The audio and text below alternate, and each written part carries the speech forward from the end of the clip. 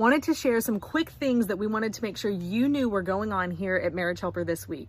My name is Kimberly Holmes, CEO of Marriage Helper. I'm so glad that you have found us and are joining us today. First of all, be sure that you go and subscribe to us on YouTube. Hit the subscribe button and then hit the bell so that you will be notified every time we release new content, which is multiple times a week. We have our live show that we do on Mondays, and then we release segments of our previous live shows of calls that were just really amazing with questions that multiple people have. And then we also have what we call our quick tips videos that we release on Thursdays, where we are talking about situations that people experience a lot in their marriage, and we're giving you practical tips that you can start implementing right now to make your marriage different, to make it better. So go over to YouTube and hit that subscribe button. I also wanted to make sure that you knew about something that we offer at Marriage Helper called the Affair Toolkit. If your marriage has been affected by an affair, either by your spouse having an affair or by you having an affair, then we have an online toolkit just for you that explains why this has happened, how it happened, and what you can do from here to make sure that you can still recover and save your marriage even after an affair has happened. Whether you are the spouse who has been hurt by an affair, or even if you are the spouse who had the affair and you are not sure what you want to do about your marriage, we understand, and we have an affair toolkit for you as well. And if you're wanting even more, if you're wanting to go deeper to know exactly what you need to do to fix, rebuild, and save your marriage, then we have a course for that as well. It's called the Save My Marriage course, and it comes with weekly group coaching calls with our Marriage Helper coaches.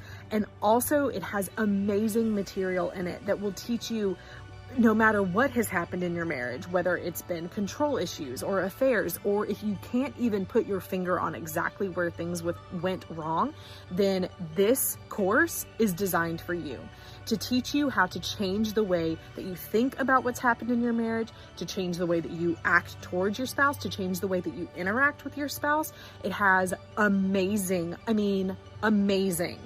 results come out of this course of people who not only had a change in their marriage, but people who had a change in their life, a personal inward transformation, who have become better parents, who have become better spouses, who have become better friends to the people around them, better family members. It is amazing that in the things that we teach inside of the Save My Marriage course, the change that they make in people's lives changes just like this.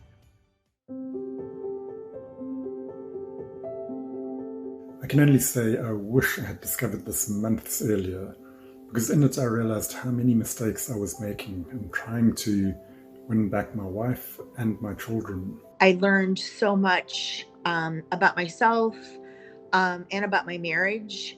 I wish that I would have discovered it earlier. Learning that you cannot control anything.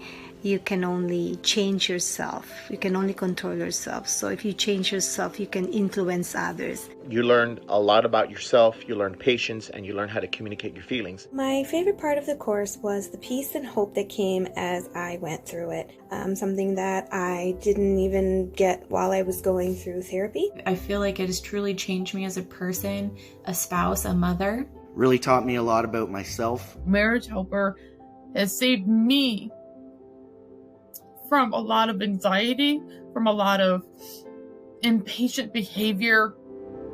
Really made you dig within inside yourself and think about all the things that you do that you're not thinking about. I thought I had all the answers to my marriage and why it's not been working. The less you push, the more the other person has to pull. It does help with communication skills, not only with my spouse, but also through my career and my children. I really enjoyed the 10-week course. I liked that everything was broken down into so many steps, and that the workbook helped keep you on track. I learned so much. It wasn't about playing games. All the other resources sort of wanted you to play hard to get or go out and find other people to make your partner jealous. My favorite parts are the videos and with the information. That is golden. It has helped me to become a better person, and with the hope of getting back together. The course itself, again, is based on statistics, knowledge, tried and true methods. They don't lie to you. They are sincere and care about the marriage, your marriage. I really like that I have the support on here, as well as the private Facebook group. The Facebook group is fantastic. It is a blessing. I enjoy the weekly encounters with the Marriage Helper and all the tips that come offline and on the virtual trainings. The Marriage Helper course has been phenomenal.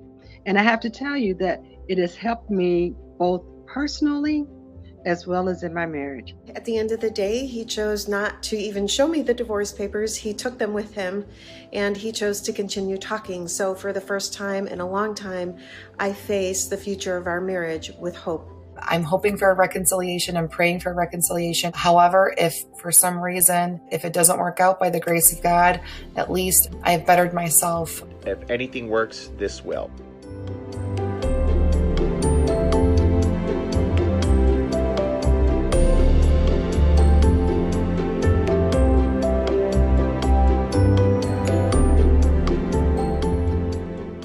Those are from real people who have gone through our Save My Marriage course, the members who have gone through it, and we love them. We love seeing the success that comes in the lives of the people who go through our Save My Marriage course, because that is the reason that we do what we do, to change lives, to give hope and to give inspiration to people who feel hopeless, who feel helpless, and who feel completely lost. At Marriage Helper, we are here for you every step of the way. We believe that your marriage can be saved, and we can show you how to do that. Be sure that you connect with us online, Instagram, Facebook. Remember to go to YouTube and subscribe, and go to our website and connect with one of the people on our team. Connect with a client relations representative to find out more about the Save My Marriage course, or even one of our workshops that we're hosting right now, all online, but not sacrificing the effectiveness and the intimacy of the workshops that we do. You can find out more about our programs and services by going to marriagehelper.com. You can click the tab on workshops, click the tab on programs, and you can even chat with our bot on the website and get connected with someone who will answer all of your questions, no matter where you are around the world. We are international. We have the ability to serve you no matter where you live, even with our marriage coaches that can work with you as an individual or work with you as a couple. Whatever it is, we want to help you, and we are here to help and give hope for your marriage. I'll see you next time.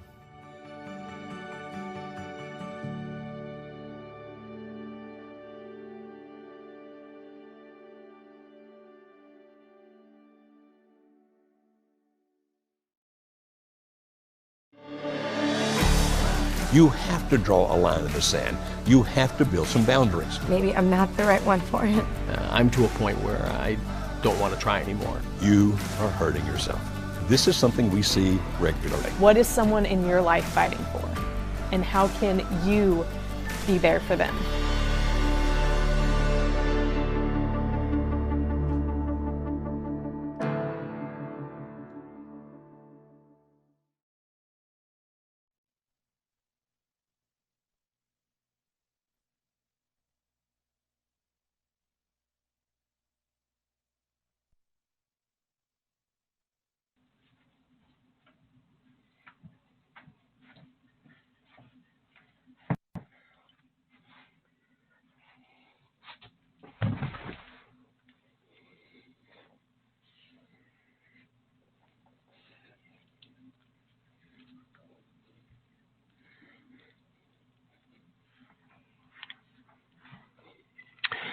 Welcome to Marriage Helper Live. Interestingly, I just got a text that people could hear me when I wasn't even in the room yet. I just came up because I had to go down and turn off some things that were making sounds. Understand that because of the pandemic, we're not working out of our regular offices. I'm working out of my home office, and working out of the home office has some unique situations that go with it. And so I heard some things going on downstairs and went down to tell people, hey, I'm live on the air, on the internet, all around the world. So please cut some of those noises out. I'm hoping that people still can hear me. And also because of my allergies running up and down those stairs, I'm now breathing a little hard, so don't worry, I'm not dying. Hi, I'm Dr. Joe Beam. Welcome to our program. This is a program where we talk to you. We'd love to have you call us, love to have you talk with me. It's a program about relationships. Because at Marriage Helper, we deal with all kinds of relationships. I'm happy to discuss with you whatever question you have about any worthwhile relationship. But most of the people who call into this program call because of the fact that they're having some kind of marriage difficulty. And if that's your case, I'm happy to help you as best I can. As a matter of fact, just last evening, I finished another 3-day intensive workshop that we did online. That's the 5th one over the last 7 weekends. And what we have discovered is that this particular workshop that we've been doing, as a matter of fact, 21 years we've been doing this workshop. In the 21 years we've been doing it, we've always done it in person, where couples fly in from all over the world to be with us and to do the workshop. And by the pandemic, of course, we were forced to try doing it online, and I had some hesitation, wondering if that was going to work or not. But it has worked exceptionally well. And we had a full workshop this weekend, people from all parts of the world. Obviously, that's a little difficult for some people in different time situations. You know, they're in the Philippines. We've had couples from there, or Australia. United Arab Emirate, we had a couple from there this past weekend. We had a couple from the UK, and people come to the workshop now from all over the world, and we're happy to have them, although some of them are sitting up like most of the night, because to do it on our time frame, that's what it costs from their time frame. Now, this weekend, we're doing the second one of our solo spouse workshops. We never could do that when we were doing the in-person workshop. The Solo Spouse Workshop has all of the same content as in the couples workshop that we've been doing for these 21 years.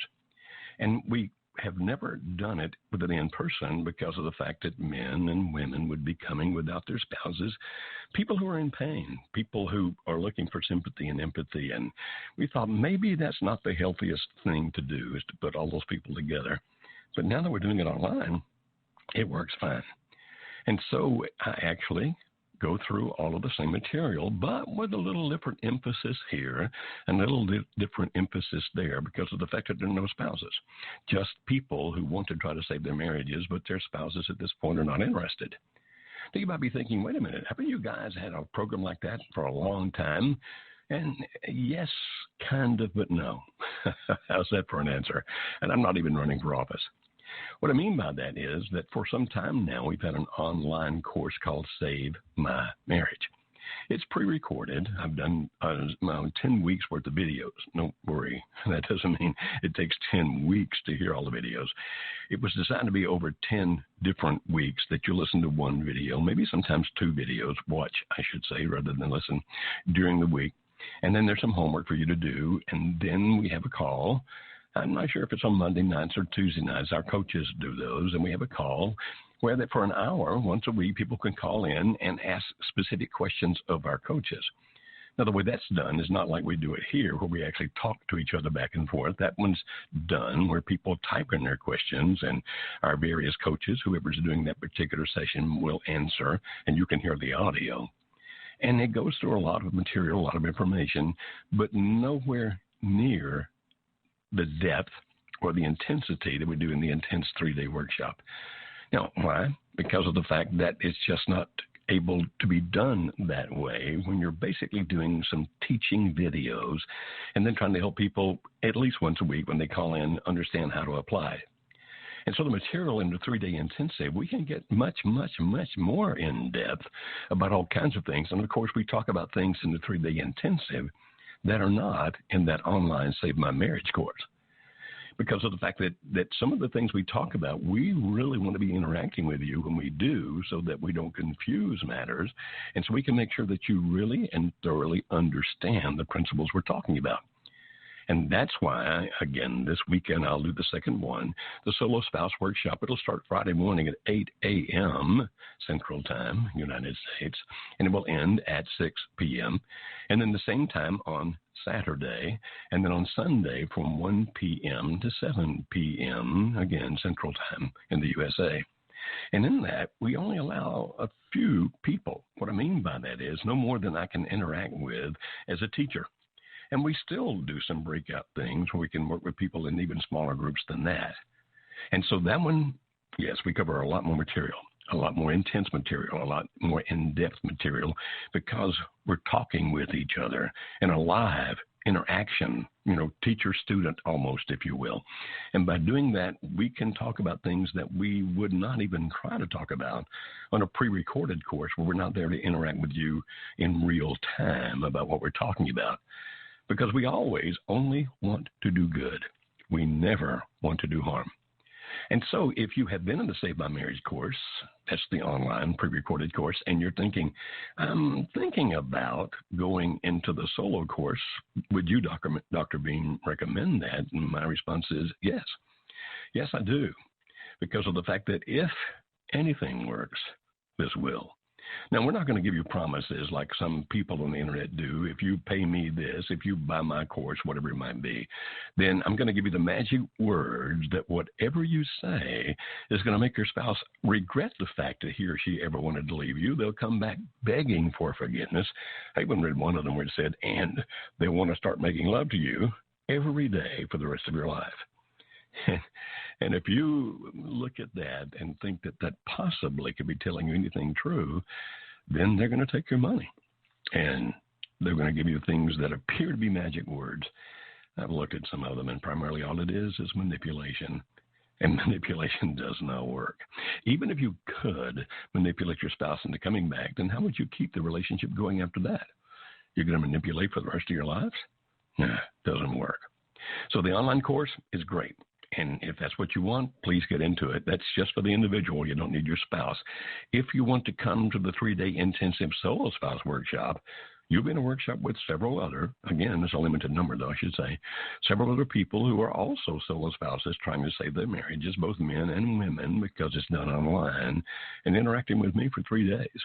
And we will do a lot and talk about a lot of things and explain a lot of things and discuss those things in detail. Now, if you want to come to the couples version because your spouse is willing to come with you, then we do those regularly online as well.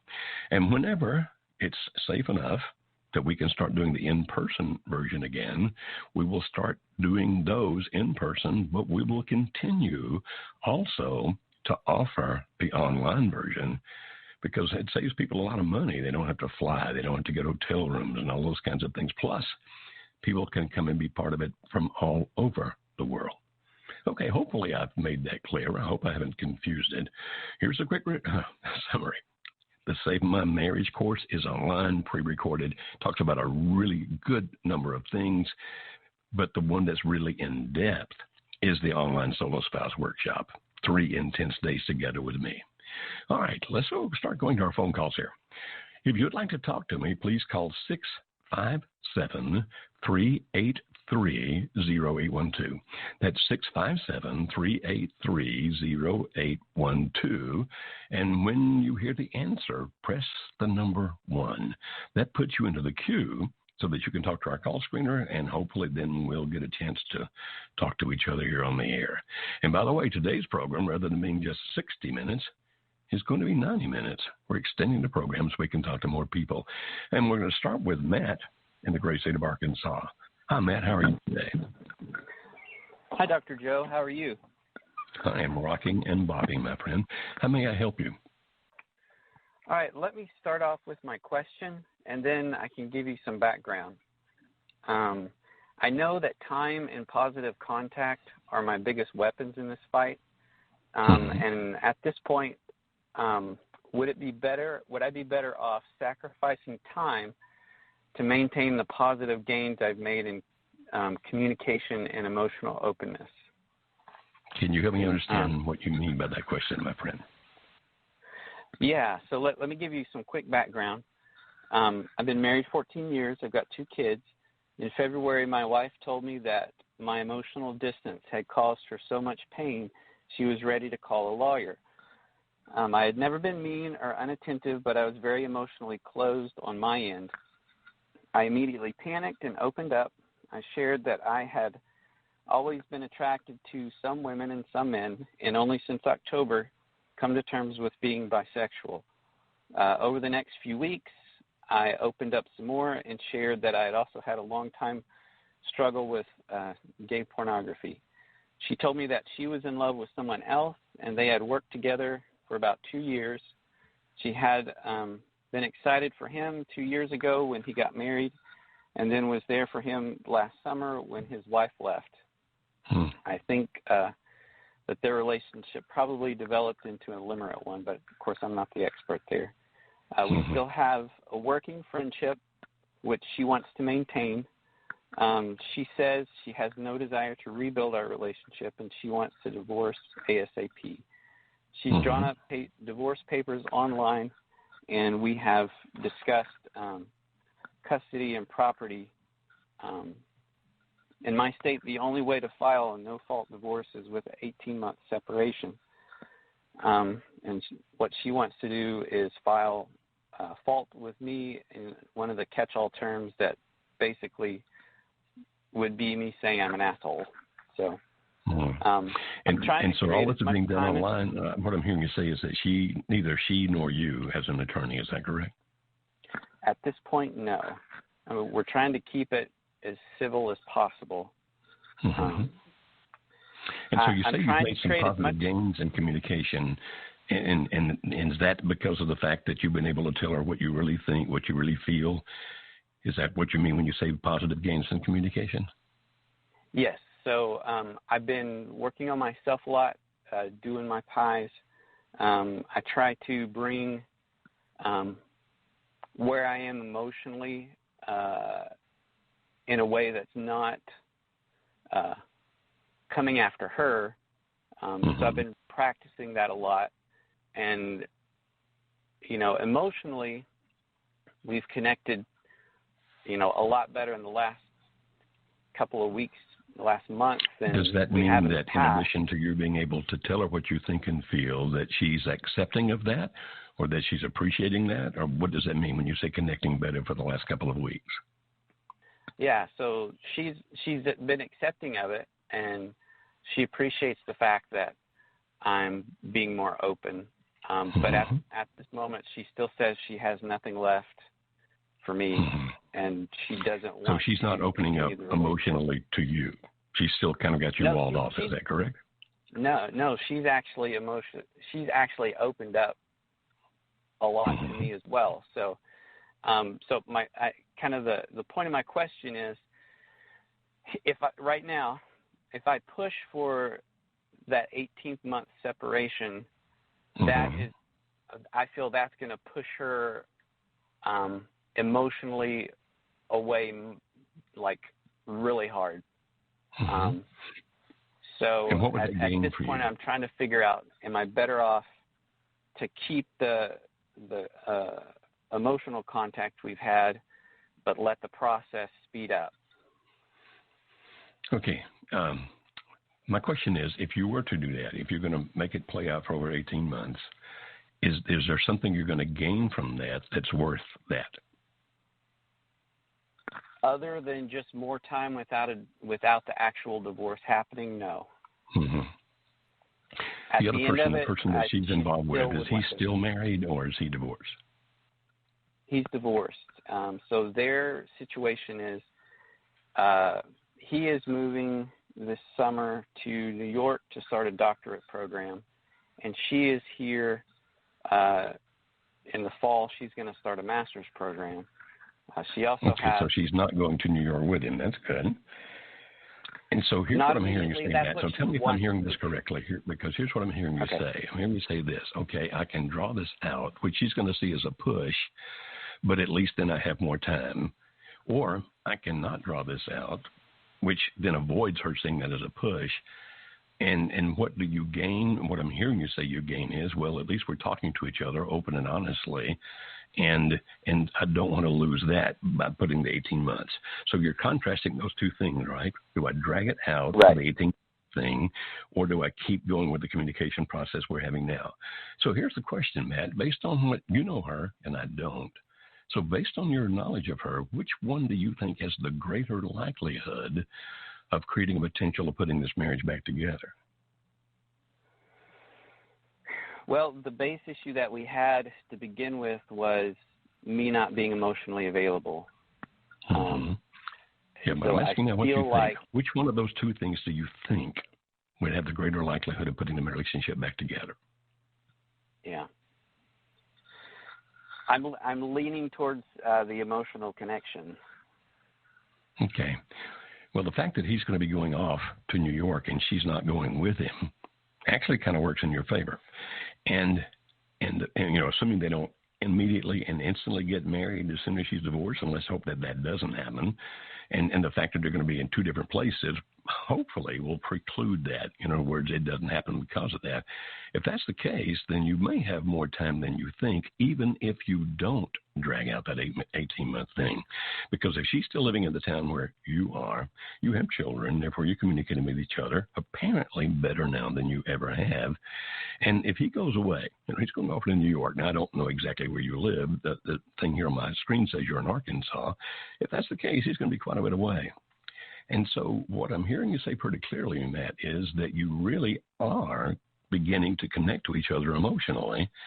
And the fact that he's leaving, I can't tell you what to do, my friend. It's never my decision because it's always your life. But what I would suggest that you think is this. Think about it this way.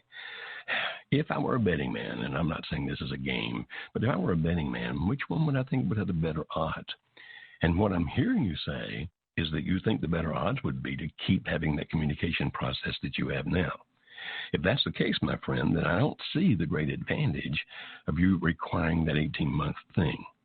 I truly do hope that his going off to New York slows them down somewhat, which can give you more time without you having to do something that's going to push her away.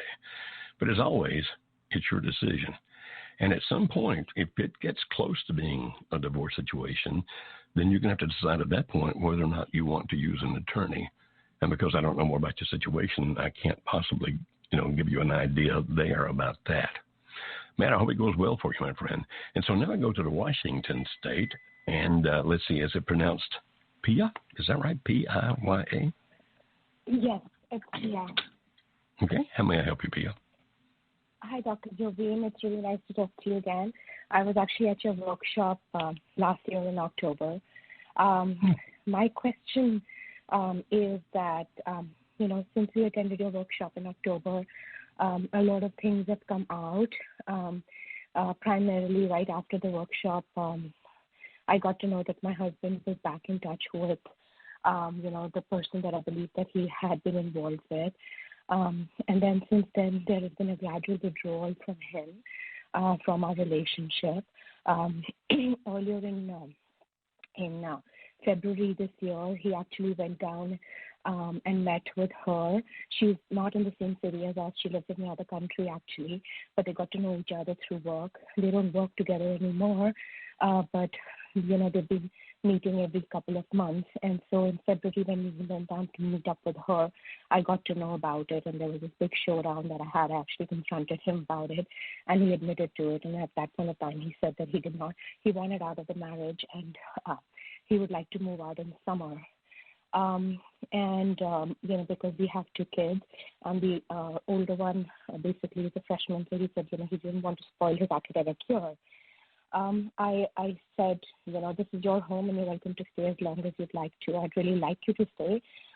But I just believe that the time would be, one of the things that I could use to continue the positive interactions, etc.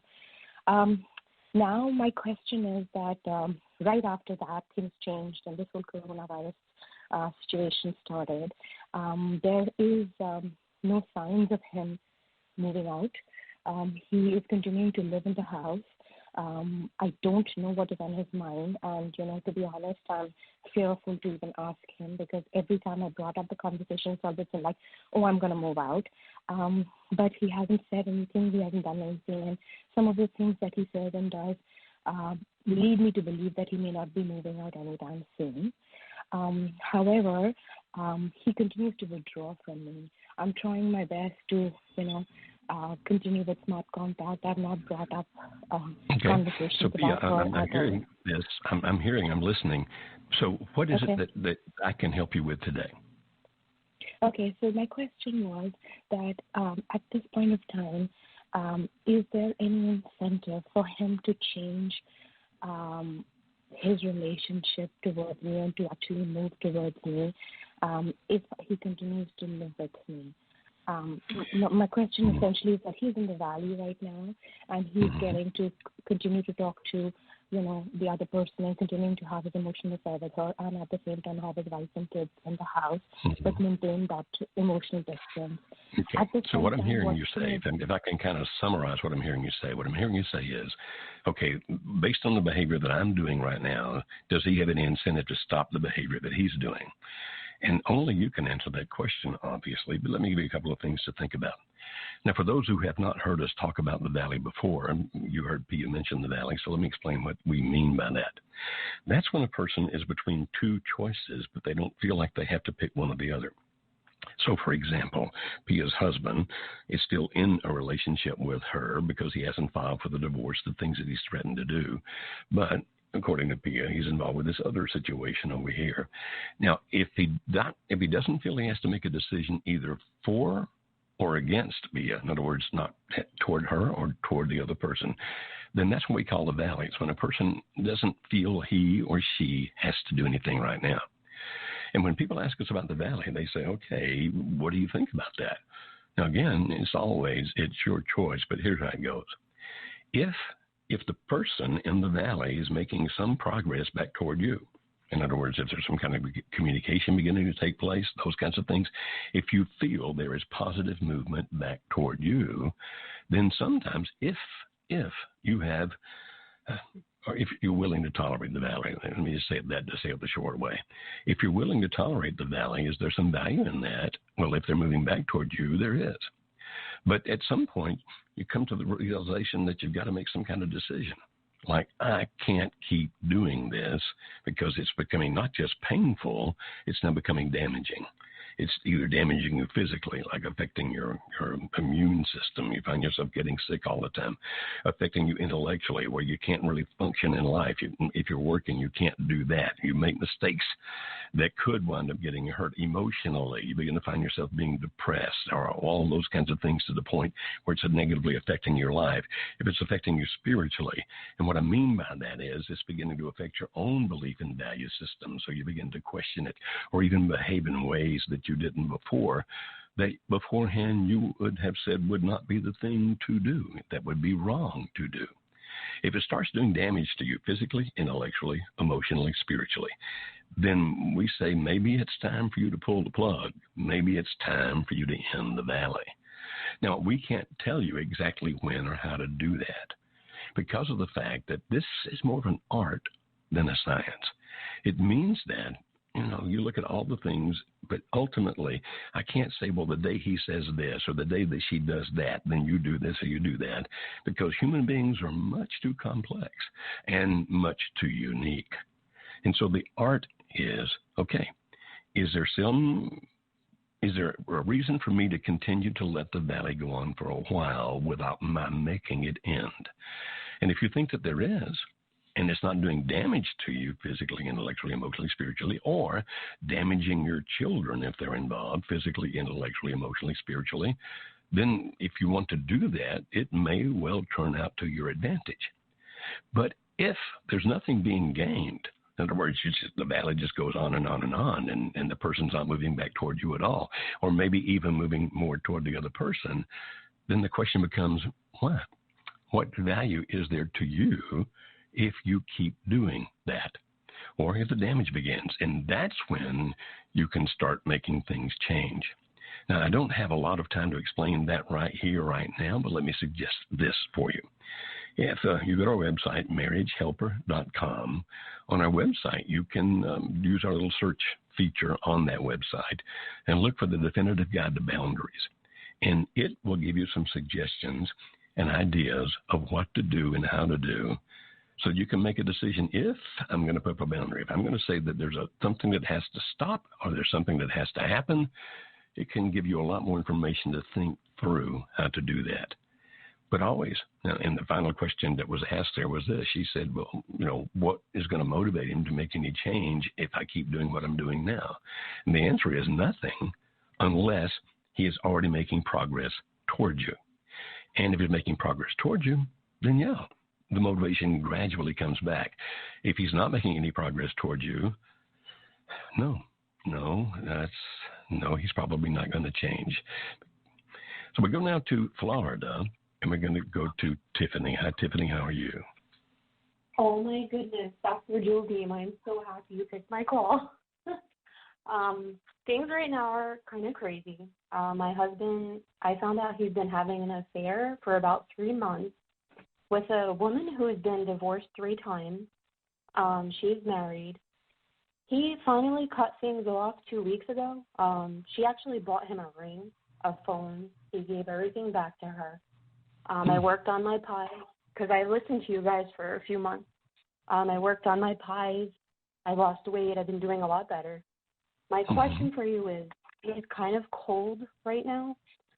He's like on and off with me, you know. I don't know what to do. I'm just stuck. I'm just stuck. I don't know. Okay. So let me make sure I heard this correctly, Tiffany. What you're telling me is that he, as best you can tell, and there seems to be some pretty clear evidence that he has ended that other relationship. Did I hear that correctly? Absolutely. We've been together 18 years, so I truly believe he totally ended it. He met her. He does pest control, so that's how he met her. Actually, they were she's a customer. Well, I'm glad that part's over. That's good. And you've been working on your pies, if I may ask, Tiffany, how long? Since I found out the affair was going on, and I found out March 24th, so it's kind of all new for me. I lost about 20 pounds. You lost 20 pounds in 2 months? Is that what you just said? I lost about 20 pounds in about a month, 2 months. But wow. Dr. Joe, the thing is, I know I'm babbling, but I have like broken bones in my back and things like that. I'm only 36 years old. He's 39. Wow. So that's what led him to stray, I believe, because, in the past I was an alcoholic. There's a lot of things, but he came back.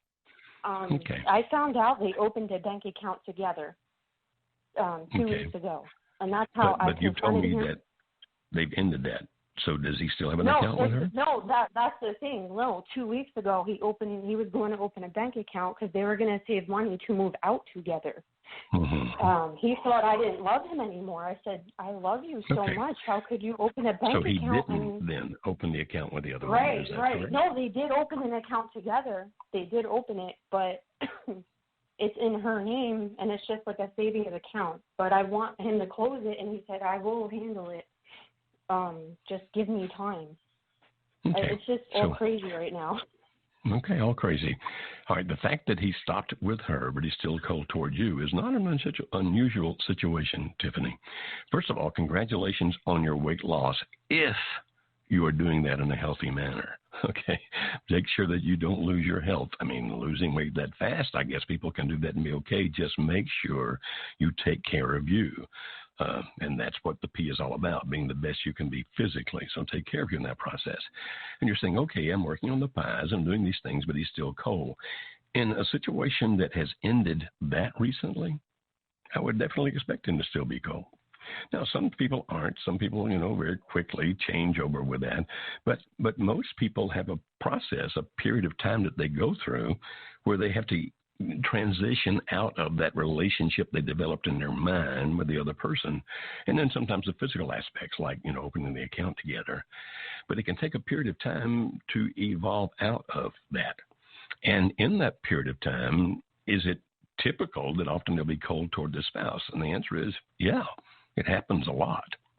Now, understand that when you do the pies, and for those out there, just make sure you understand that. When we talk about pies, we talk about being physically, intellectually, emotionally, and spiritually the best that you can be, and you do that for you, okay? And that's extremely important. And so don't do it thinking that if I do this, he or she, my husband, my wife, is going to react this way. Because if you do it based on expecting things to occur from them, then when you don't see those things occurring that you anticipate or expect, then you'll stop doing them. So you do them for you. And you keep doing them no matter how the other person reacts, because it's still the best thing that you can do for you. And the part of the love path that we teach, the thing that comes after working on the pies is where you become a safe place. You become accepting, which means you don't necessarily accept what the other person does. Often you can't do that. You can't accept what the person is doing, but you can accept who a person is and what a person feels and those kinds of things. And it takes a time. It takes a period of time for a person to get over the other relationship that they involve themselves in and to begin to develop a relationship again with you. And so I'm congratulating you on working on your pies. That's really, really good. And encouraging you not to get impatient and to continue on the rest of the love path, which is learning that acceptance phase, which is really, really important. But Tiffany, what I'm hearing sounds good. He's ended it with her. And if you believe he's telling the truth, and if you believe him, then I believe him. So just be patient there, my friend. Hang on, and you can do that. Okay, and so now we're going to go to Illinois, and we're going to go to David. Hello? David, are you there? Yes. Yes, how are you, Doctor? I'm doing very well. How about you? Good. So. I just had a couple of questions. Quick backstory.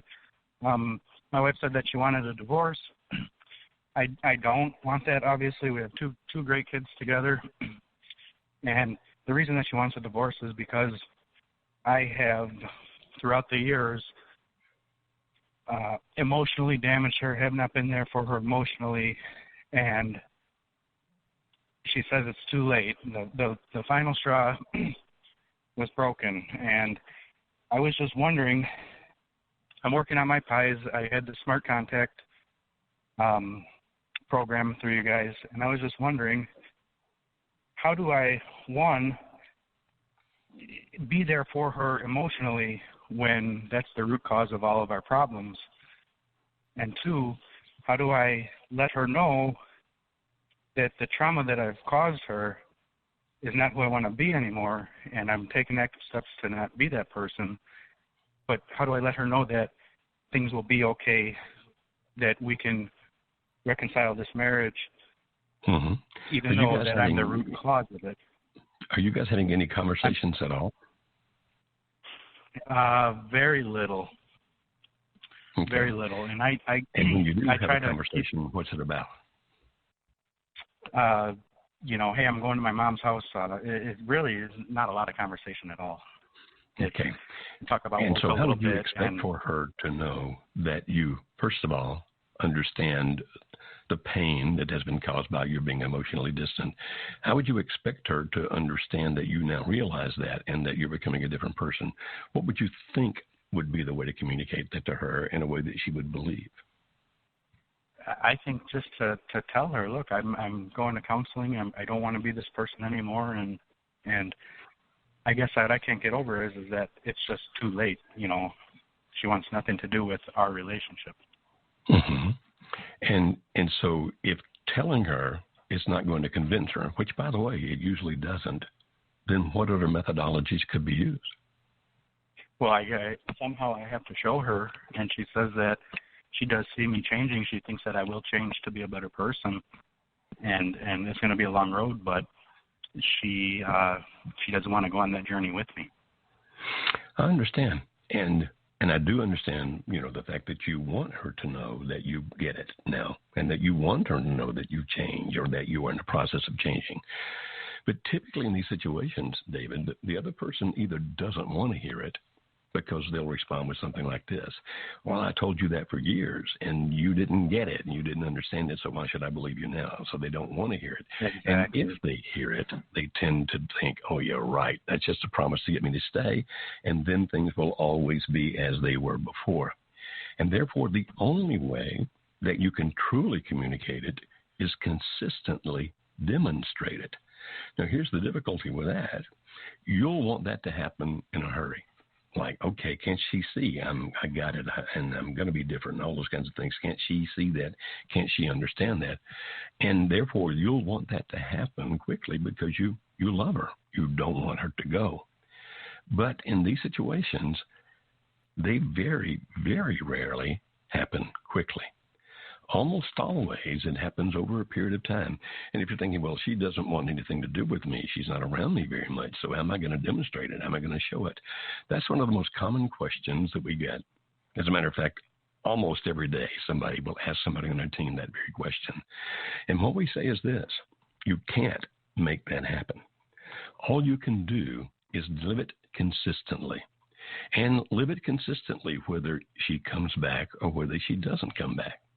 And you're saying, but how's she going to see it if she's not here? What we're hoping for, and we can't guarantee this is going to happen, but what we're hoping for is this, that whoever is a mutual connection between the two of you, whatever friend that might be, whoever that person might be, that in that, these people see the real, true growth in you, the real, true transition in you, that word will finally filter back. Okay, that's going to be there eventually. Now, can we guarantee it? No, obviously we can't guarantee it. But it's the only way that you can do it. And so there is no magic thing you can say. There is no magic thing you can do where instantly everything changes. Sometimes we say it this way to people. It took you a while to get into the situation. You didn't get in overnight. And therefore, you're not going to get out of it overnight. And if you'll just play the long game, and again, it's not a game, but, if you can allow me to use those words, if you'll look down the road, okay, what's going to matter is consistent behavior. Even if I don't get to practice it directly with her, this consistent behavior, that's what in time, hopefully, is going to get across to the other person.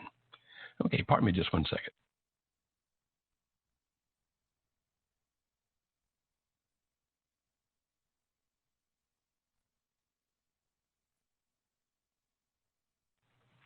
I apologize. I had to be gone for a second there. We're having a little crisis in this room. I can smell something burning, but I don't know what it is. So if suddenly you hear me screaming and running out the door, it's because whatever it was finally burst into flames. So forgive me for that, and that's not your problem. It's mine. And let's see if I can get back and focus on you guys. But that's been going for a few minutes now, and so it's really, really distracting me. We're trying to fix it. All right, so let me go to the next thing if I can. Okay. We're going to talk to now, let's see, we're going to go to New York, to Lisa, and let's talk to her today. Hi, Lisa. How may I help you? Hi, Dr. Beam. Good. I had a question about taking a therapeutic separation. What is the success and failure working around it when one of the spouses has an alcohol abuse problem? Okay, now when you say therapeutic separation, because so many different people mean so many different things about that, can you tell me what you mean by that? Yeah, it was suggested by by a counselor that we were seeing. So we haven't really come up with the agreement, but it's a specific agreement to live separately. There's ground rules. There's a time period for how long it will last. There's specific guidelines to the separation, so it's not just separating. And what do you expect? What do you expect to accomplish with that?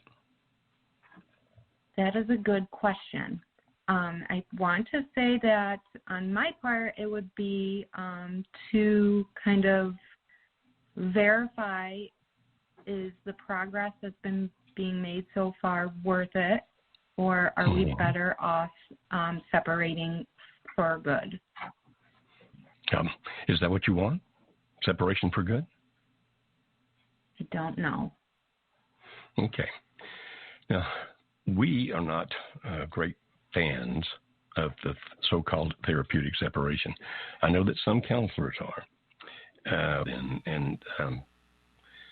Here's what I recommend. I've already said it early on this program, and it sounds like I'm trying to blow you off, but that's not it. It's just I can explain it better.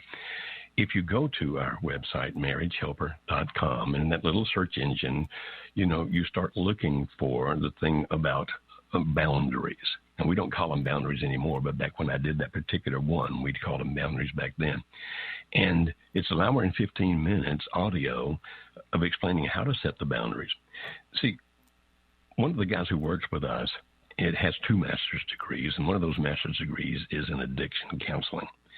And so I've learned a lot from him about how to deal with people who have problems with such things as alcohol and drugs. Plus, I myself, a few years ago, had to be involved in Alcoholics Anonymous to get me past some drinking issues that I had that were pretty big. And so you can do it by separating and say, you just go live your life over there and I'll live my life over here, and hopefully you'll get straight. But speaking as an addict, a recovering addict, but an addict, I need to tell you that if Alice were to just put me out on my own, if that would have been her first way of doing it, the way we're going to get you to stop drinking is that you're going to be over there by yourself and I'm going to be here by myself. I would have actually been drinking more because of the fact that there's a reason that people drink. And it's not just the chemical addiction of what the alcohol does to you. A really, really big reason behind why people drink is the pain that they're feeling inside of them. And that's why often you will see the anger being manifested when they do drink. It's because inside they're full of anger. Now, why? Anger is always based on pain. And so the anger that's in there that bubbles out when they start drinking is because of the pain that's inside of them that needs to find some kind of healing. That's why if you go to a program, or if he were to go to a program like Alcoholics Anonymous, AA, they work through those 12-step programs. And the reason they work through those 12-step programs is to help them deal as best they can without having to be a full-fledged counselor or therapist, do the best they can to work through the pain that's inside of them, to learn about themselves. And so the 12-step program is awesome. Now, so you do what you think is best. I mean, it's your life, it's not mine. But I'm afraid if drinking is the problem, then separation is probably going to exacerbate the problem. And if that's the case, then I've heard you say pretty clearly that if alcohol and anger stays like it is, you don't want to go on. Well, if you want to give this relationship a chance, my recommendation would be don't do the separation, do the boundaries. And when you go and listen to that program, it will explain how you do that. And that can do the motivation that will get him to get the help he needs for his drinking, whether that's AA, whether it's an in-house program somewhere that he has to go to for 30 days, whatever it might be. And so I recommend that you look at it that way. But again, it's your choice. And for all you folks out there, I'm not anti-counselors. In the right areas, in the right fields, they can be amazing. And there are some counselors out there who are really awesome at marriage counseling. They're tremendous at it. But unfortunately, some, like with every other profession on the planet, some are good at what they do, some are mediocre, and some are bad. And if you're going to be seeing a marriage counselor, I'm talking to the world now, not to Lisa. If you guys are going to seek marriage counseling, find somebody who really will want to help you save the marriage. Because the basic training that's happening now, and I can give you verification of this, but I'm not going to go into all that, is that, well, just help people be happy. Well, that often means choosing the easiest course. And if you want to solve or resolve a marriage that's having difficulty, choosing the easy course is typically the thing that's going to make the marriage come to an end. Now, if you want to fight for your marriage, if you want to save for your marriage, okay, then it's going to take some work and there's going to be some pain involved. And so do whatever you think is right. Okay, let's go now over to the state of California. Let's talk to Amber. Hi, Amber. How are you? Good, and yourself? Rocking and bopping. Can you hear me? Yes, I can. And I'm actually able to focus a little bit better now because we think we've discovered what was overheating in my office and I thought was about to catch on fire. So I think we've got that resolved. No, not good. It was distracting me somewhat. I'm so sorry for that, too. How may I help you, Amber? No worries. So I've been married for 8 years, together for 14. We have a 2-year-old and a 9-month-old. He has left 2 weeks after my little one was born for his coworker, and they are now living with each other. His coworker has reached out to me, sent me pictures of them with my kids, and is just really trying to make her presence known. I wrote him a letter because I'm not good at communicating, and I just said, you know what, at this point, I'm not ready to communicate with her. And he basically, in so many words, told me that I need to accept her. She's not going anywhere. Stop being so bitter. Like, you did this, and this is what you have to deal with. Okay, pardon me 1 second. So I just don't know how how to maneuver. Well, I'm so very sorry for your pain. And what I heard you say was he's blaming you. You did this? Is that what he says? And I did. I can be very stubborn. I don't forgive easily. I hold on to things. So there's a lot of stuff that I did that was not right in the marriage, and I've apologized for that through letters, through text message, but he said it's too late now. Okay, Amber, how old was your youngest child, when he left? My second was 2 weeks, and my oldest was 2. Mm-hmm. Do you really think it's your fault that he's doing what he's doing? I didn't help it because I put my kids before my husband. Okay, I'm sorry, I didn't hear. What did you say? I said I didn't help it because I put my kids as a priority before him. Okay, I'm quite sure that you are not perfect, Amber, because I have never met anybody yet who is. But do you really think it's your fault that he's doing what he's doing? I think I helped it. Looking back on all the things that I could have done better, I didn't help the situation because I knew that there was something wrong, but I just kept pushing through and working and focusing on other things instead of focusing on fixing the relationship. So let me see if I can help you reframe that a little bit, if I may. Again, Amber, I'm sure you weren't perfect, you sound to me like the kind of person who is introspective and who's willing to take responsibility. And so if we were sitting together over coffee somewhere and we wanted to talk about what flaws might exist in Amber, it sounds to me like you'd be very open to talking about that. But it also sounds to me that you might exacerbate that. What I mean is that it appears to me that you've taken more responsibility than what is yours. Let me see if I can explain what I mean. No matter how imperfect you are, if you were doing something where he feared for his life and he took off and left you for that reason, we'd go, okay, that makes sense. But the fact that you weren't perfect or that you didn't pay enough attention to him, those kinds of things, would that justify him actually moving in with another woman and trying to create a relationship with her when you have a child who is 2 weeks old? No, it does not. Amber, I'm happy that you will take responsibility, but what I'm trying to encourage you is don't take responsibilities that are not yours. He has made some decisions here, and these decisions are decisions that have led him to do some things that are detrimental to you and detrimental to your children. And I hope that you understand that that's not your fault. He made his decisions. You didn't hold a gun to him and make him make those decisions. He made those decisions. And so may I recommend something here, and that's this. It's okay. As a matter of fact, it's even what we want people to do, to say, I'm sorry. You're right. I was wrong. I'm sorry I did it. But then we encourage people, don't keep doing that. Because once you have made it plain, I get it. I understand the flaws that I've had, and I'm very sorry about that. If you keep saying, I'm sorry, then you actually start setting up a situation in the other person's mind where they begin to see you as being no good. Yeah, sorry, and the word sorry and the way we use it down here in the Deep South, like that person's just sorry. It's like you condition him to think even more negatively of you if you continue to apologize for the same things over and over again. Okay. I'm sorry? I didn't hear what you said. I didn't say anything. I'm listening to you. Look, I don't want to create more pain for you, Amber. You sound like such a good person to me, and I certainly don't want to hurt you. I'm trying as best I can to give you another way to think about it to help you get past this pain. It's not your fault he's with that other woman. And the fact that she would send pictures to you of her with your children, that's not what a good, loving, wonderful human being does. She has to know. She has to know that's damaging to you. She has to know that hurts, and she's doing it.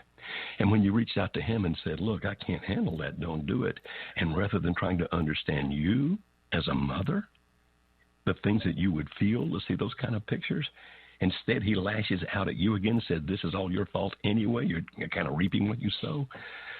This man is not being, he might have been a wonderful man, and he might be a wonderful man again, but right now that's not wonderful behavior. These people are mistreating you terribly, Amber. Am I right or am I wrong? You're right. You're right. You're right. And so please believe in yourself. I'm not wanting to cause you more pain. I don't want to hurt you. I want you to believe in you. And that what they're doing is inhumane. It's mean. And that is something that nobody should do to another person. And for you to stand up to yourself, for yourself, my suggestion, Amber, is maybe, and of course you have to make your own decisions, but maybe, just maybe, you need to stand up a little stronger and make it where she can't send those things to you. So you block her on all media that you can, even if you have to block him. If anything comes in the mail that turns out to be hers, you just burn it immediately, get rid of it.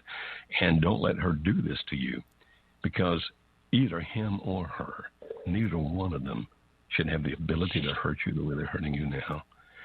And like I said, you fell in love with this guy, so I'm thinking down inside, he's probably a good man. But what he's doing right now, good men don't know. So, Amber, you take care of you. You believe in you. You love those children. You take care of those children. And don't think yourself is so flawed that you can't be in a happy and good relationship. Don't think you ruined this one. Again, I know you're not perfect, but you sound to me like a really good person, a person who's taking on too much responsibility, more than she ought to. Amber, are you seeing any kind of a counselor or therapist to help you with this? I was, and then got laid off. So my insurance went out. All right, here's what I'm going to do for you. Yeah. I'm going to give you a gift, okay? I'm going to set up, I'm going to have our folks set up. I don't actually do it personally, but I'll make sure it happens. I want to give you 3 coaching sessions with one of our coaches who has 2 master's degrees and will understand this in all kinds of ways. And it's going to be, I'm going to pay for it. It's going to be my gift to you. Will you let me do that? Will you give me the gift of giving? Yes, thank you. You're very welcome. Now, I'm going to need to jot down your number on the screen. Hang on one second so that we can call you back. And I'm sure already our folks are writing it down because they know how flaky I am. But I'll contact them, and I'm going to tell them who I want you to visit with, and I'm going to pay for these, okay? I want to give you this gift because, Amber, I think you're a good person, and it's breaking my heart to hear the pain that you're in. And we're going to help you every way we can, okay? Thank you. Okay, Amber, believe in yourself, my friend, please. Okay. Okay.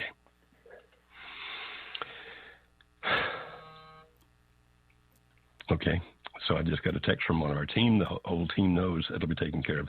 Jesse, I'm talking about David, okay? And that's a message to our folks. He's hearing it. He knows what I'm talking about. I've never met a person yet who is perfect.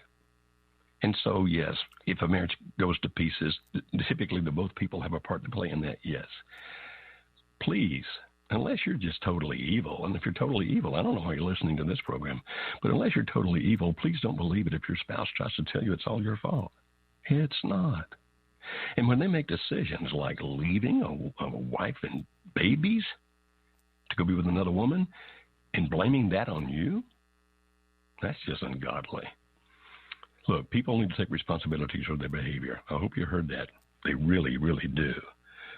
But please don't take responsibility for what you didn't do, and please don't let somebody beat you up emotionally like that. It's just not right. Okay? All right, now we're going to go down a little bit further. We're going to go over to, let's see. I've got so many calls here, and I'm running out of time, so I'm trying to pick the ones that I think might have the most help for the most number of people out there. Okay. Some of these questions I've already asked a little bit before, but let me try this one. This is David. And David, am I hearing correctly that you're in Czechoslovakia? Is that correct? Yes. Hello, Dr. Beam. I'm actually in Czech Republic. Oh, Czech Republic. But I'm originally from India. Oh, okay. How may I help you, my friend? Well, just a little bit of a backstory. Being together with my wife for the last 9 years, almost 10 years, out of which 7 we were dating, and then 3 years married. However, last September, or rather August, end of August, September, the situation came up where basically she was having an affair with a colleague from work, and it's continued to today. Lots of ups and downs. I made all the mistakes possible in the beginning with pushing her away, and I was pretty emotional about it. Took a lot of time to act as well for myself and just believe in myself. Until today, it's actually a struggle. I've been practicing the price for the last couple of months as well, more, which has helped me actually not fall into a depression, I would say, and smart contact as well. But we haven't really been much in contact since February. And last week, basically, she came here and asked me to speak with me and asked for a divorce. And the thing is, in the Czech Republic, it's firstly, it has the highest divorce rate in the whole of Europe, and it's very easy to get it. And so there's no chance of it prolonging or, delaying the process in a way. It's either a yes or a no kind of deal. And that's a bit scary for me, obviously, because I think if it was a little more complicated, it would be easier for me to handle, and I would have more time to deal with it. Obviously, I think she's a good person. I know she's a good person. I think that maybe in this time her faith has definitely also wavered. Mine has become stronger, to be honest, which leads me with this dilemma of how much time to give, or I wasn't pushed into making a decision last week, although that was the attitude towards which she came at. Okay. But I just spoke my motivation and asked her to wait. So I don't know whether saying yes, and this leads me to my question, saying yes is a good thing in a way where I feel my side is not considered or I'm not heard, because from her side, as far as I see, the motivation is that there were I was controlling in the marriage specifically when I moved here to the Czech Republic. Let me ask a question, if I may, David. So I'm listening. I'm listening to your story. How can I help you? What can I do for you?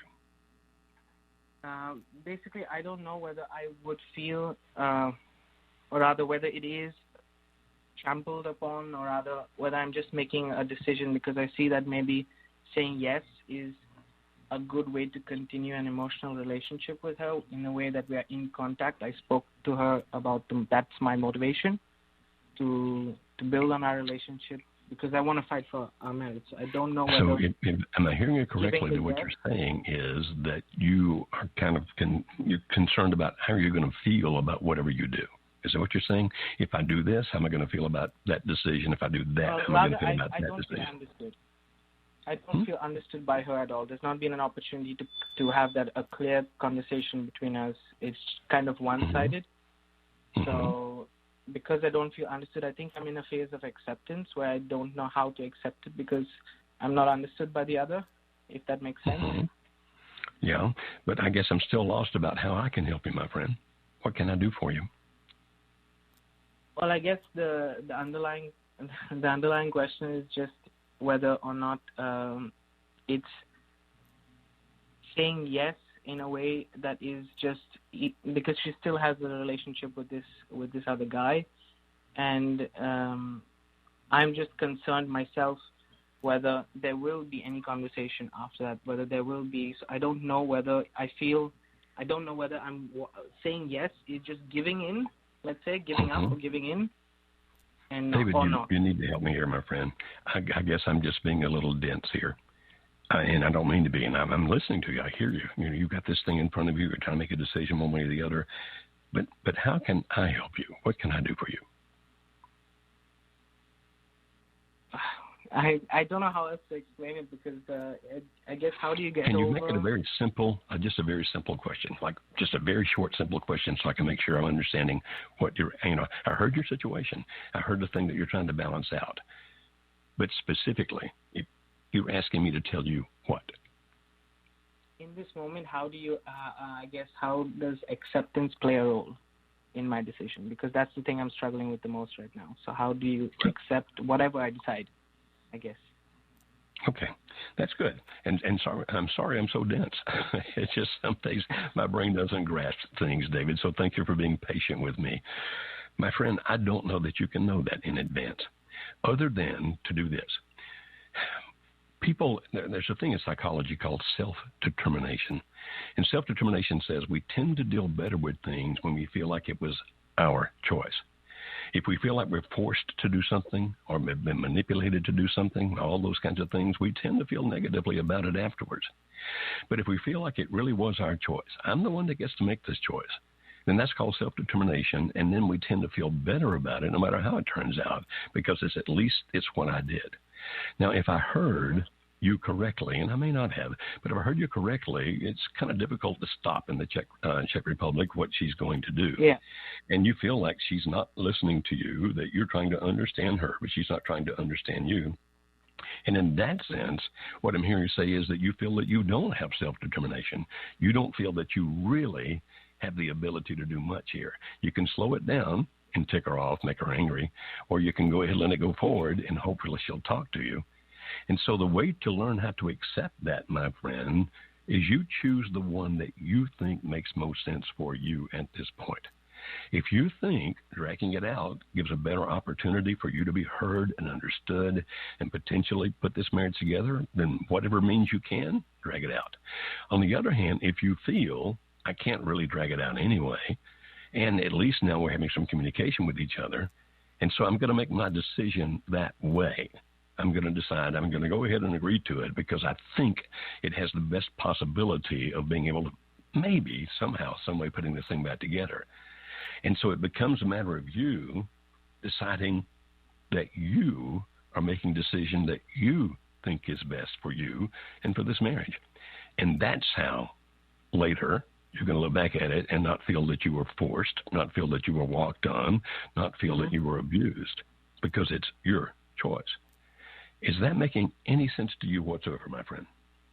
It does. And it was leading, I think, because we're both from a Catholic background, I was looking at like an annulment to, I think, ease this decision.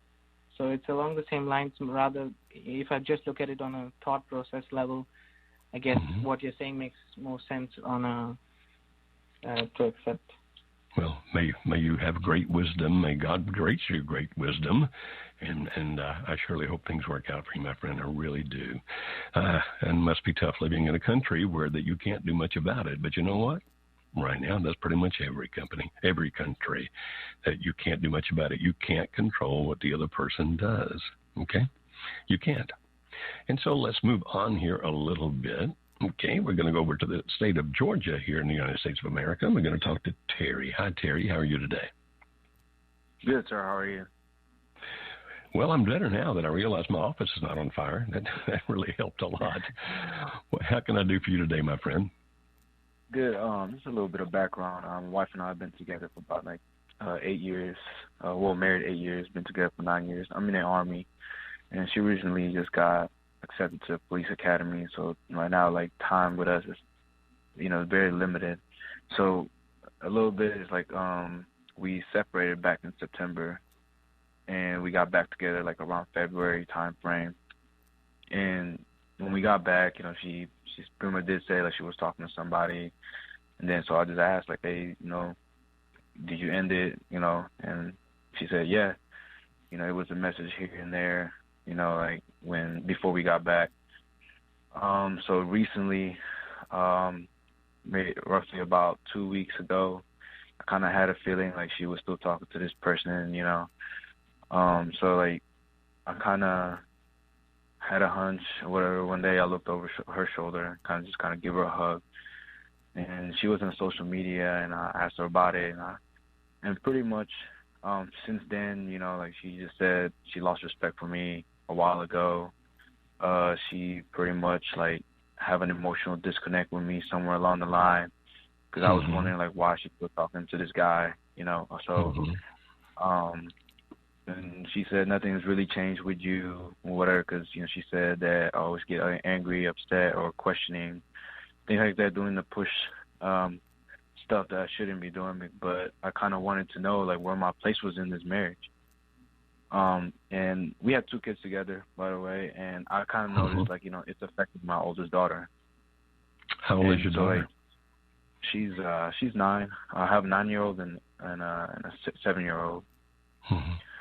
And so I kind of see the effect on my oldest daughter with this, and it breaks my heart. Like, I'm sure hurt that she was still doing what she was doing when she told me she wasn't anymore. And I want to be happy with her, but it just seems like, you know, it is like I can't be happy when I know something's going on, and she wouldn't give me the assurance. You know, like even though like we're not together as much throughout the week, and like, you know, I just wanted that assurance. So my question is like, so Saturday I pretty much sat her down and I said, you have to tell me what you want, or else, like, you know, or just let me go so we both can move on with our life. And she didn't really say anything. She just said, like, if nothing changed, I'm going to leave. So with that being said, like, is it too late? No, it's never too late for me to No, give it's never up? too late, man.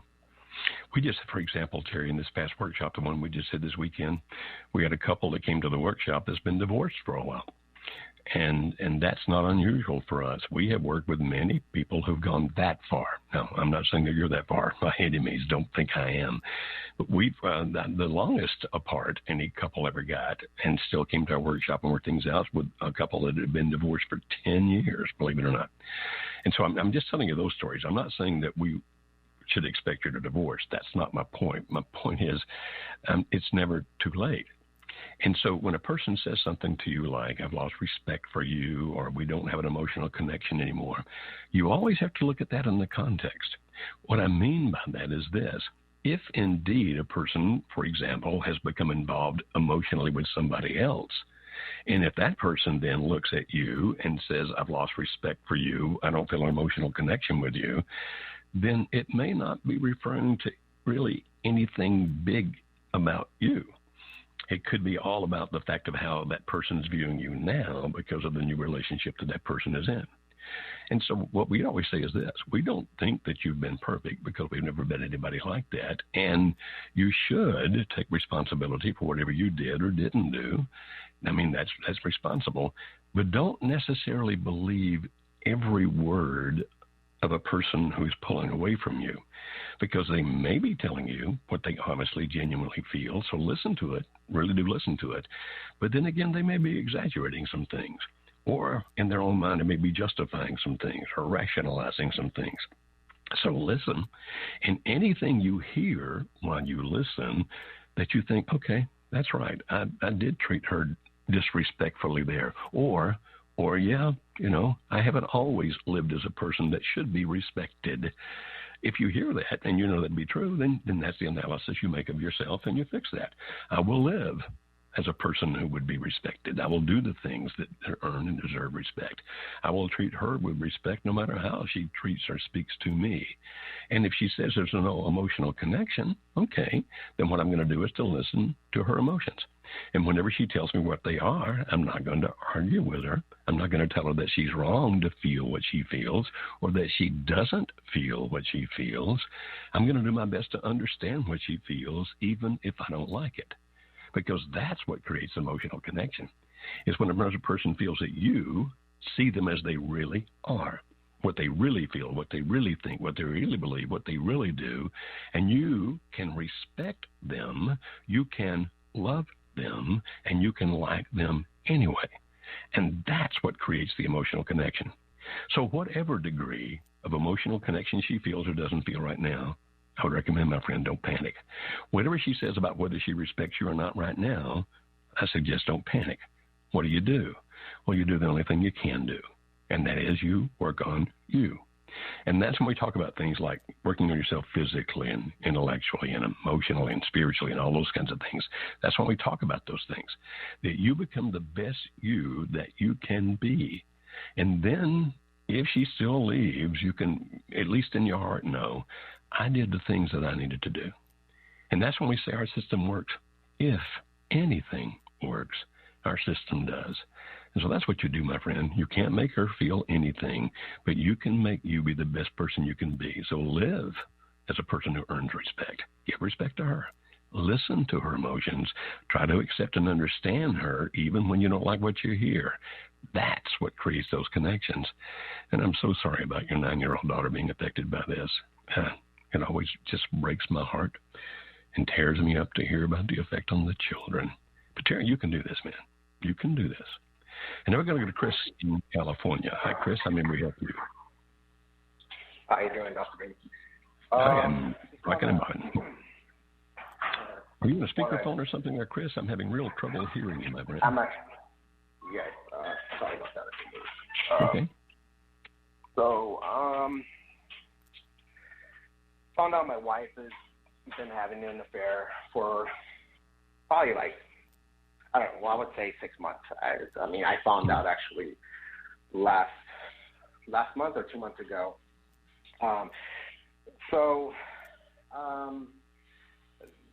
She's been threatening me with divorce for 7 months now, telling me she's going to file the next day, and that's been going on for 7 months now. She's with this guy that's married. I don't even know how to say this. She goes out with this guy on the weekends. That's kind of hard to sit and watch. I try to leave the room when she's getting ready because I know she'll let me know when she goes to see this man. And so let me make sure I'm hearing this, Chris. So you guys are still living together, but she's going out with this guy on the weekend. Yes, so we're still living together. We have a 2-year-old daughter. And on the weekdays, I'm at work. She works from home, and she's with my daughter on the week while I'm at work. And I guess I wouldn't be surprised if this guy goes over to my house while I'm gone. And then on the weekends, obviously I'm at home on the weekends, and she leaves our daughter with us. Or with me, I apologize, with me, and then she'll let me know ahead of time, too. Sometimes she lets me know that day I'm going to go out with him, and I won't be back either. I'll be back later, or sometimes she won't even come back home at all. She'll just stay over the night with this guy. So, Chris, I ask you why you are still allowing that to happen without doing something. I don't know what to do. I really do not know what to do. I don't know how. I can't. I've been working on my pies. I don't know how to stop. I don't know how to stop this. I just kind of basically just. I don't know. I don't know what to do. Yeah. Well, obviously you can't stop it. I mean, she's an adult, and if she wants to do that, she can do that. But when I say why you continue to allow that to happen, I mean in the same circumstances you're talking about. So, for example, if you were to say to her, No, if you're going to be going out with him, then we can't live in the same house together. That's not going to work. I'm not going to be your babysitter to allow you to go be with another man. I love my child. I'm happy to be with my child, and I'll take my turns with my child because I want to be her dad and be there for her forever. But we're going to do that in such a way as to where you're not using me as your babysitter to go do whatever the heck you want to do. If you want to live like that, then we're going to live apart. And then whatever you do when the child is with me, I won't know about, and therefore it won't bother me. Or at least I won't be feeling about it like I feel now. And so, no, we're not going to live together and you treat me like a babysitter. Not going to do that. Or if you don't want to do that, Chris, if you want to continue to let this happen as it is, my question is, Why? Is it in any shape, fashion, or form moving in a direction where she might be moving back toward you emotionally or any other way? Let's see if I can answer that. She's been wanting me out of the house for a while now. She's been telling me to leave the house, and it's like, no, I'm not leaving my daughter. I'm not leaving my daughter. I'm standing up for the marriage. I've been fighting for the marriage for months now. I tell her too, like, hey, I'm going to continue to stand for this. I believe in this. I believe in us. But that doesn't stop her. I mean, when that comes up, oh my gosh, she lets me have it. She ridicules me. I mean, she just gives it to me hard. Very nasty how she gets when she's about to leave with this guy. Yeah. I mean, I don't know exactly. Again, I don't know what to do. I mean, just tell her, like, I mean, I don't want to move out. I want to. No, I don't blame you. I'm not even recommending that you do. I mean, if you decided you were going to split up, why would you have to be the one to move out? Yeah, exactly. Yeah. Well, I did tell her one time, I said, hey, there's the door. Don't come back. And then she's like, no, I have my daughter here. And, yeah, that means the same thing, too. She's like, I got my daughter here. But then she's like, I'm very happy and very proud of you that you love your daughter. Good for you, man. That's a really major thing, and good for you. And if you feel that somehow this is benefiting your daughter to put up with what she's doing, then by all means do that. But you told me the daughter's 2 years old. And so if there were to be a thing where you say, no, I can't live like this. You can't be getting ready and telling me you're going out with that guy and you may not be back tonight. I'm not going to live like that together. And if she says, okay, then you get out, then, of course, the response can be just what you said. No, I don't have to get out. If somebody's going to leave, maybe it's going to be you. But Chris, unless she's making some kind of a move back toward you that makes it worthwhile to put up with this pain, my question is, why don't you do something? Again, and I've recommended this a couple of times to this program. And again, it's your decision. It's not mine. It's your life. It's not mine. But if you go to marriagehelper.com, you can find there a thing. You just type in there boundaries on that little search engine, and you can find the definitive guide to boundaries. And on it will give you some ways, and it won't give you all the answers. That's not there.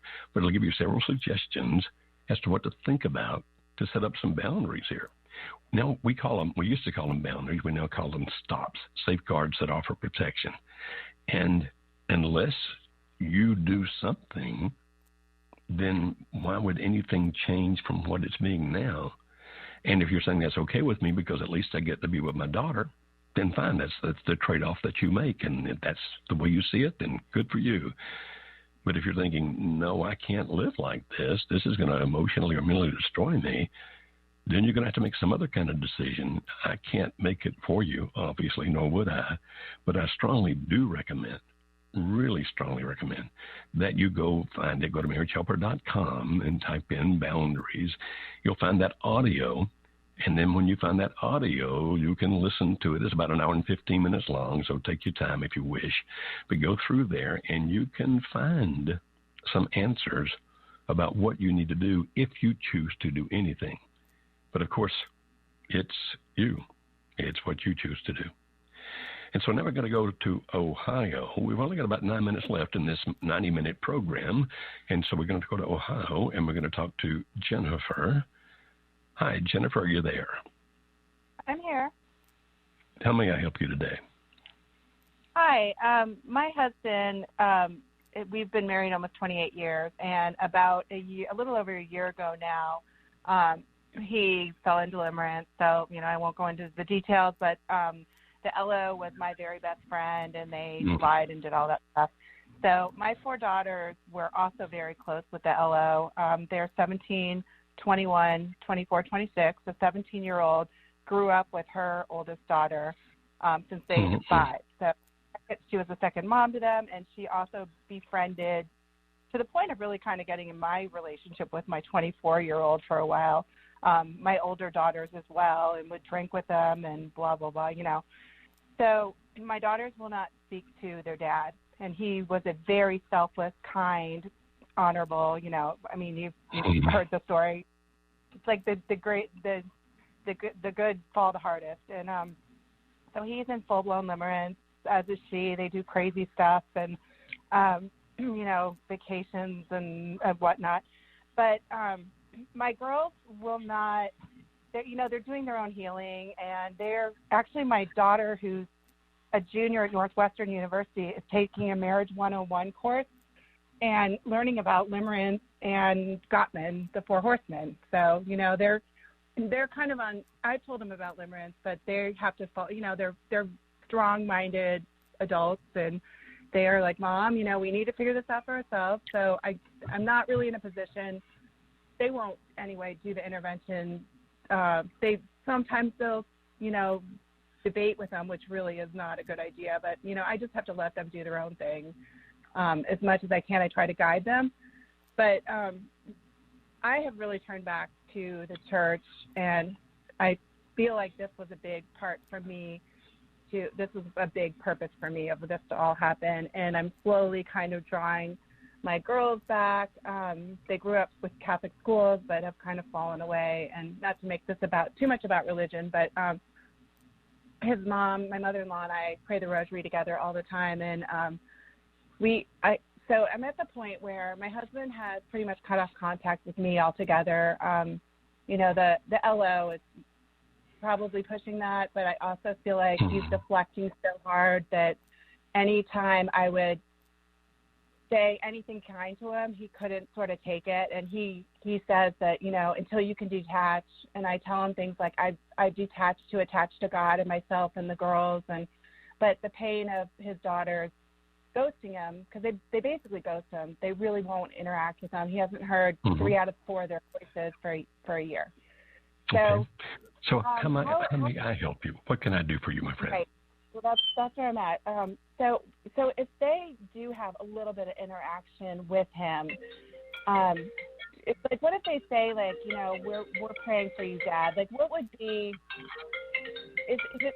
I know for me, it's a little bit of a push. Although it's sort of like, what do we all have to lose at this point? I mean, they've made it clear that LO is not going to be part of their lives at all. So, I mean, if they said they were praying for him, or what would be, other than the intervention videos, because they're not there yet to do that, what could be there consistent if they do have any interaction with him at all? Okay, let's even that last question one more time, the very last question. I want to make sure I heard that. So what is your, I know you can't read his mind, but what is your perception on if they just started consistently saying, you know, Dad, we're just praying for you. We're praying for you. And is this something that they've suggested, or is this something you want to suggest to them? Kind of both, a little bit, more so me probably, but I mean, we're just kind of at a loss. I mean, he's, you know, we're all just kind of, I mean, he's trying to push the divorce through, which, I mean, I've been listening to all your calls, and I'm at a bit of a crossroads with that. Like, he's desperate to get it. He just got a new lawyer for God knows what reason, but, and he's really trying to push that through. So I haven't had to stall yet, but I'm in a position where I might need to. So, and so what you're trying to figure out is if your daughters do this or if your daughters do that, how it might affect him. Is that what I'm hearing you say? A little bit. Like, how does, you know, saying they're praying for him, or they're like, what is there anything other than the intervention video that they could kind of do to impact anything? Not that I know of. You know, whatever they do should be what they decide to do without recommendation coming from you. Because if at some point they were to say, for example, to him, Dad, we're praying for you. And if he were to look at him and say, is that because your mom told you to tell me that? And if they're going to be honest, and if that's what the reason they were doing, if they say yes, then it's probably just going to alienate him even more. So it really needs to be their decision so that they can tell him, no, this is me. Obviously, and you know that, you've already said it, because of the fact that I don't know him, I have no idea how anything's going to affect him. And I don't know if it's going to be this, that, or the other. The fact that he would try to push this through, I'm assuming that means that the other woman is single and wanting to marry him. Is that correct? Exactly. Okay. Yep. So she's pushing for that. What's the age difference in him and her? 54 and she's 46, I believe. Okay, so not that far apart. Yeah. And so she's got her, she has her agenda, obviously, and she's trying to get in. You know, Jennifer, I wish I knew the perfect answer to this. I really do. I wish I could tell you that if your daughters do this, or if you say that this is probably going to revoke that in. But that's the kind of thing that I see on the internet, other people offering all the time. Here are the magic words. Here's the magic action. Do this, do that, do the other. And I know you know this. You're a very reasonable and practical woman, but there is no such thing as a magic word or a magic phrase or a magic action. Intervention, for example, and you mentioned that on our website, we have a great detail explaining how to do an intervention, like if your daughters were wanting to do that. You told me that they don't want to do that, and I get that. But even the intervention is not magic. It's a process. It's something that you do. It takes a lot of work. It can be hard. And even then, it may not have the results that you want. And so it's going to have to be your daughters interacting with him. By the way, I'm fascinated that in the Marriage 101, your daughter's actually learning about limerence, because nearly every master's level counselor that I teach, and I go speak to different master's groups around, and they've, of course, gone to different grad schools and et cetera, and none of them have heard of limerence. So the fact that somebody's finally teaching that on a Psych 101 level or a Marriage 101 level, I'm just fascinated to hear that. And I think that's a good thing. I think people should try to understand it. I hope that whatever they're telling her is actually accurate. So Jennifer, I just keep praying for you. We've talked about it before. I remember you as you were talking that we've had this conversation, and I suggested that your daughters do an intervention, and you told me then that they were not likely to do so. So I don't know what else magic. I know that it hurts you. I know you love this man. I know you want to put the marriage back together. I wish I did have a magic wand, because I promise you, if I did, I would use it. So you guys, please come visit us at marriagehelper.com. If you want to know about our workshops, marriagehelper.com/workshops. And all the way at the bottom of that page, you can see about the Solo Spouse Workshop. Or check us out on YouTube, youtube.com, Marriage Helper. Tons of videos for you there. And until next Monday, when hopefully I won't be worried that my office is on fire, this is Dr. Joe Beam. What an amazing show, you guys. We love hearing from y'all. We love hearing your voices. We love hearing your questions, and we love helping you however we can. So be sure to go to marriagehelper.com. You can see more about our workshops, our programs, our coaching, all of the things that we're doing now to offer you help and hope during this time. You can also call our office at any time to connect with one of our client relations representatives who will tell you anything you want to know about the services that we offer. Be sure that you follow us on Instagram. Be sure that you subscribe to us on YouTube, because we are launching new videos every single week, and you don't want to miss that. Hit the bell so that you'll get notified when those videos release too. We have things to help you no matter what your situation is, no matter where you are around the world. And we hope that you see your marriage saved. We are here for you. Have a great rest of your week. See you next Monday.